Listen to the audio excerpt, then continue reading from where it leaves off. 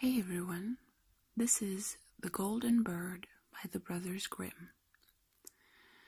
A certain king had a beautiful garden, and in the garden stood a tree which bore golden apples. These apples were always counted, and about the time when they began to grow ripe, it was found that every night one of them was gone. The king became very angry at this, and ordered the gardener to keep watch all night under the tree. The gardener set his eldest son to watch. But about 12 o'clock he fell asleep, and in the morning another of the apples was missing. Then the second son was ordered to watch, and at midnight he too fell asleep, and in the morning another apple was gone. Then the third son offered to keep watch, but the gardener at first would not let him for fear some harm should come to him. However, at last he consented, and the young man let himself under the tree to watch. As the clock struck 12, he heard a rustling noise in the air, and a bird came flying that was of pure gold. And as it was snapping at one of the apples with its beak, the gardener's son jumped up and shot an arrow at it. But the arrow did the bird no harm, only it dropped a golden feather from its tail, and then flew away. The golden feather was brought to the king in the morning, and all the council was called together. Everyone agreed that it was worth more than all the wealth of the kingdom, but the king said, "One feather is of no use to me, I must have the whole bird." Then the gardener's eldest son set out and thought to find the golden bird very easily, and when he had gone but a little way, he came to a wood, and by the side of the wood he saw a fox sitting. So he took his bow and made ready to shoot at it. Then the fox said, "Do not shoot me, for I will give you good counsel. I know what your business is, and that you want to find the golden bird. You will reach a village in the evening, and when you get there, you will see two inns opposite to each other, one of which is very pleasant and beautiful to look at. Go not in there, but rest for the night in the other, though it may appear to you to be very poor and mean." But the son thought to himself, "What can such a beast as this know about the matter?" So he shot his arrow at the fox, but he missed it, and it set up its tail above its back and ran into the wood. Then he went his way, and in the evening came to the village where the two inns were. And in one of these were people singing and dancing and feasting, but the other looked very dirty and poor. "I should be very silly," said he, "if I went to that shabby house and left this charming place." So he went into the smart house, and ate and drank at his ease, and forgot the bird and his country too. Time passed on, and as the eldest son did not come back, and no tidings were heard of him, the second son set out, and the same thing happened to him. He met the fox, who gave him the good advice, but when he came to the two inns, his eldest brother was standing at the window where the merrymaking was, and called to him to come in, and he could not withstand the temptation, but went in, and forgot the golden bird and his country in the same manner. Time passed on again, and the youngest son too wished to set out into the wide world to seek for the golden bird, but his father would not listen to it for a long while, for he was very fond of his son, and was afraid that some ill luck might happen to him also and prevent his coming back. However, at last it was agreed he should go, for he would not rest at home, and as he came to the wood, he met the fox and heard the same good counsel. But he was thankful to the fox, and did not attempt his life as his brothers had done. So the fox said, "Sit upon my tail, and you will travel faster." So he sat down, and the fox began to run, and away they went over stock and stone, so quick that their hair whistled in the wind. When they came to the village, the son followed the fox's counsel, and without looking about him went to the shabby inn, and rested there all night at his ease. In the morning came the fox again, and met him as he was beginning his journey, and said, "Go straight forward till you come to a castle, before which lie a whole troop of soldiers, fast asleep and snoring. Take no notice of them, but go into the castle and pass on and on till you come to a room where the golden bird sits in a wooden cage. Close by it stands a beautiful golden cage, but do not try to take the bird out of the shabby cage and put it into the handsome one, otherwise you will repent it." Then the fox stretched out its tail again, And the young man sat himself down, and away they went over stock and stone, till their hair whistled in the wind. Before the castle gate all was as the fox had said, so the son went in and found the chamber where the golden bird hung in a wooden cage, and below stood the golden cage, and the 3 golden apples that had been lost were lying close by it. Then thought he to himself, "It will be a very droll thing to bring away such a fine bird in this shabby cage." So he opened the door, and took hold of it, and put it into the golden cage. But the bird set up such a loud scream that all the soldiers awoke, and they took him prisoner and carried him before the king. The next morning the court sat to judge him, and when all was heard, it sentenced him to die, unless he should bring the king the golden horse, which could run as swiftly as the wind, and if he did this, he was to have the golden bird given him for his own. So he set out once more on his journey, sighing, and in great despair, when on a sudden his friend the fox met him and said, "You see now what has happened on account of your not listening to my counsel. I will still, however, tell you how to find the golden horse, if you will do as I bid you. You must go straight on till you come to the castle where the horse stands in his stall.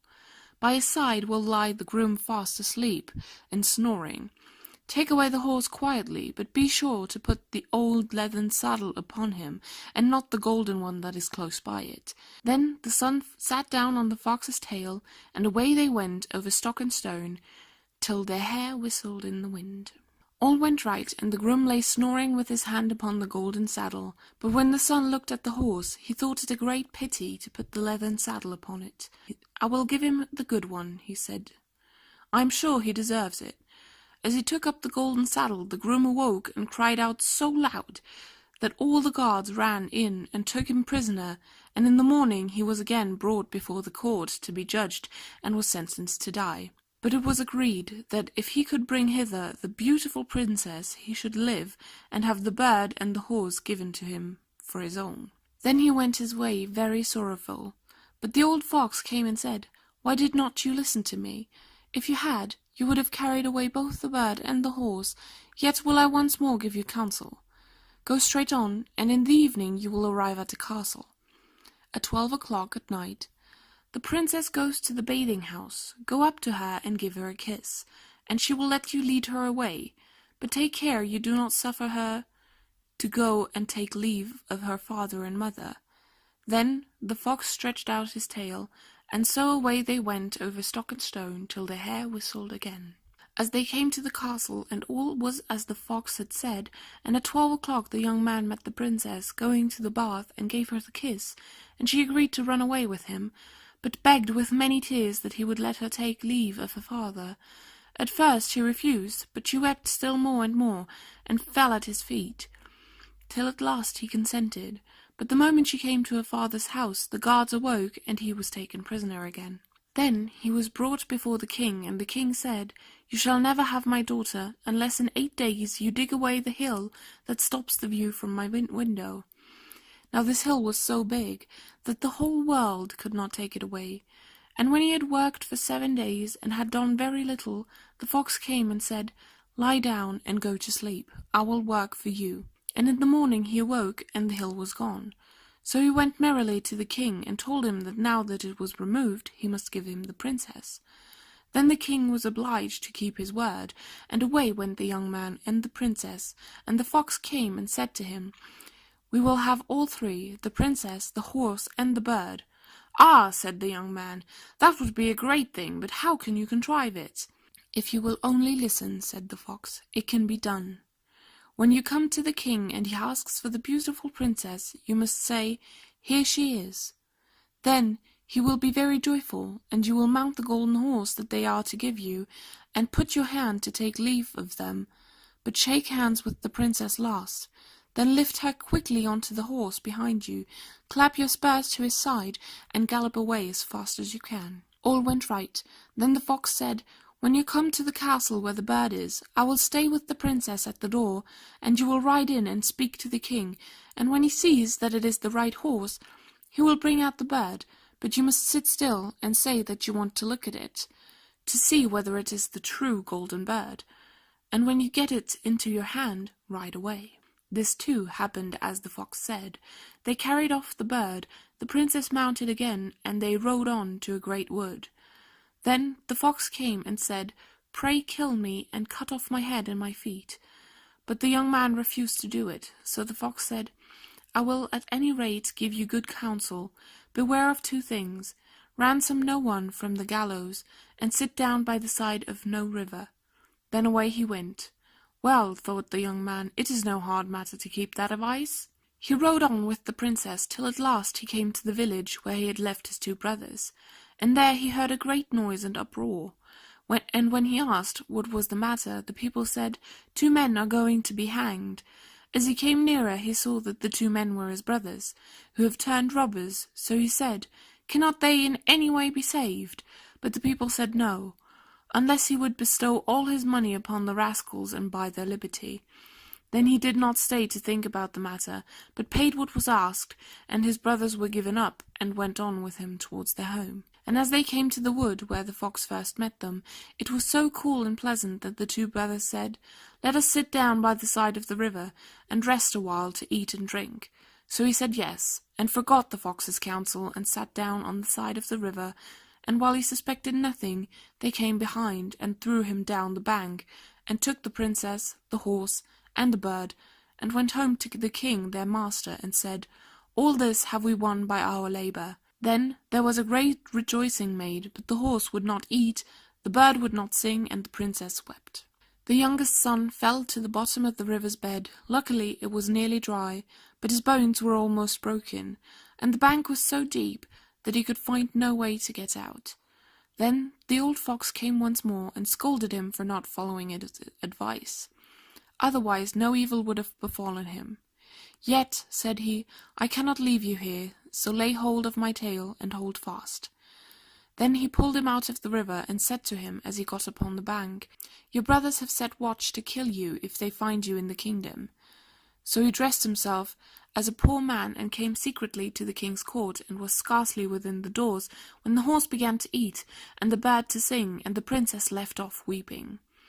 Then he went to the king and told him all his brothers' roguery, and they were seized and punished, and he had the princess given to him again, and after the king's death he was heir to his kingdom. A long while after, he went to walk one day in the wood, and the old fox met him, and besought him with tears in his eyes to kill him, and cut off his head and feet, and at last he did so, and in a moment the fox was changed into a man, and turned out to be the brother of the princess, who had been lost a great many years.